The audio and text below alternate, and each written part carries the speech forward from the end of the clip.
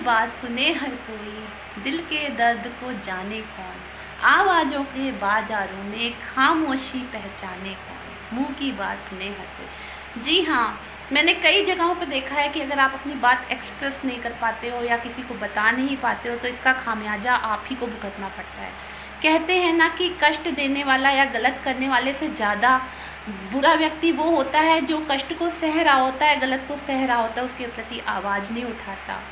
एक लड़की थी शीला, मान लीजिए उसका नाम शीला है। ये हर एक लड़की की कहानी है, मैं शीला को इंडिकेट करके कहती हूँ। शीला जो थी, उसकी माँ ने उससे कहा कि तुम घर के काम करो। उसकी छोटी बहन को उसने नहीं कहा या भाई को माँ ने नहीं कहा काम करने के लिए, तो शीला को किचन का सारा काम माँ ने सिखा दिया। अब जब भी कोई काम होता था किचन का तो शीला को ही आवाज़ लगाई जाती कि शीला तुम ये करो। सुबह है, वो अपने घर में या ऑफिस में जाती है, कहीं पे वो वर्क करती है, वहाँ पे उसके बॉस या साथ के एम्प्लॉय उसके मजाक उड़ाते हैं या उसको नीचा दिखाने की कोशिश करते हैं। वो इसलिए चुप रह जाती है कि कल को अगर मैंने कुछ बोला तो मुझे जॉब छोड़नी ना पड़ जाए। ऐसी कई लड़कियों की कहानी है जो अपनी आवाज़ उठा ही नहीं पाती हैं और उसी में दबती रह जाती हैं गृहस्थी में। शीतल अपनी गृहस्थी में गई, वहाँ देवरानी थी, जेठानी थी, बहुत से लोग थे, तो वहाँ पे उसको ही काम करना पड़ता था। देवरानी अपनी जॉब के प्रति स्कूल चली जाती थी तो देवरानी के बच्चे भी उसी को संभालने पड़ते थे, अपने बच्चे भी उसी को संभालने पड़ते थे, लेकिन वो कुछ कह नहीं पाई, उसने इसके लिए आवाज़ ही नहीं उठाई। तो सास ने सारी गृहस्थी उसी के हाथ में रख दी। सीमा है, उसका पति रात में देर से आता है, शराब पी के आता है और दूसरी औरतों के संग घूमता है, लेकिन वो भी कुछ नहीं कह पाई क्योंकि उसने आवाज़ नहीं उठाई। तो मैं इन सब स्त्रियों को या कोई भी है जिसको बॉस से डांट पड़ती है बिना किसी कारण के, या साथ के लोग उसको परेशान करते हैं या घर के लोग भी मिसयूज़ करते हैं किसी व्यक्ति का, तो कहते हैं अपने ऊपर प्रताड़ना सहना भी बहुत ही गलत बात है। किसी भी व्यक्ति को अपने ऊपर प्रताड़ना नहीं सहनी चाहिए। यदि आप अपने ऊपर प्रताड़ना सहते हो, जुल्म को सहते हो, तो ये आप पे सबसे बड़ा जुल्म है। इसीलिए मैं ये कहना चाहूँगी इस वीडियो के माध्यम से कि मुँह की बात सुने हर कोई, दिल के दर्द को जाने ना। आवाज़ों के बाजारों में खामोशी पहचाने ना। अगर आपका किसी जगह हिस्सा है या आपको कोई चीज़ लेनी है अपने हक़ के लिए तो लड़ना ही पड़ेगा। इसलिए मैं हर एक लेडी से कहूँगी, हर एक व्यक्ति से कहूँगी, अपने हक़ के लिए लड़ना सीखे। ये नहीं कि उसको बुरा लग जाएगा, इसको बुरा लग जाएगा, जो आपको बुरा लग रहा है उसका क्या।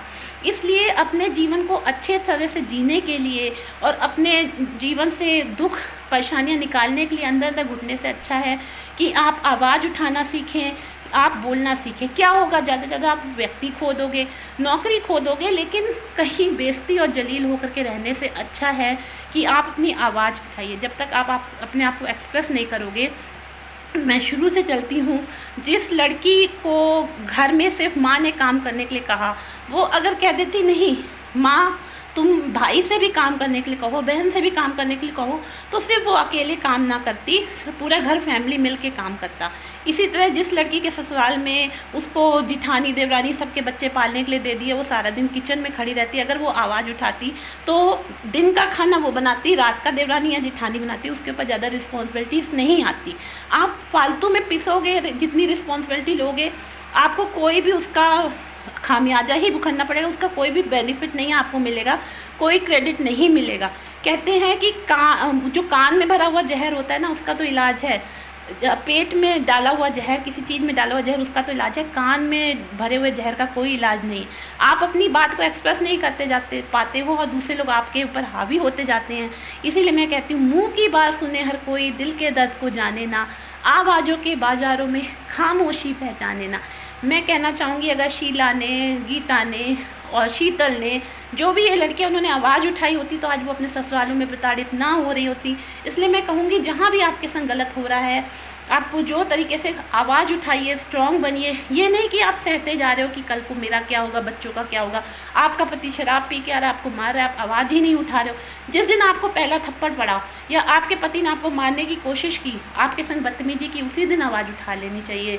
आगे से किसी की हिम्मत नहीं होगी कि आपके संग कुछ बदतमीजी कर सके। धन्यवाद।